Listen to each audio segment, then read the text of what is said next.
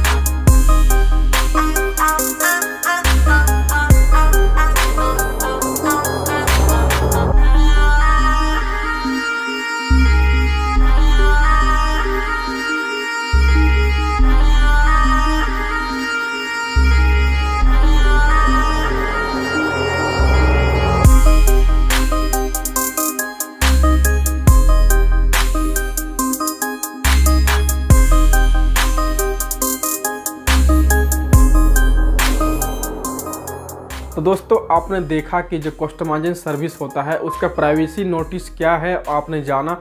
तो दोस्तों यदि हमारे वीडियो को यदि अच्छा लगा तो हमारे वीडियो को एक लाइक ज़रूर कर देना, और यदि हमारे चैनल पर पहले बार सब्सक्राइब कर देना, लाइक कमेंट ज़रूर करना, ठीक है। तो चलो दोस्तों मिलते हैं इसी तरह अगले वीडियो में, तब तक के लिए जय हिंद जय भारत।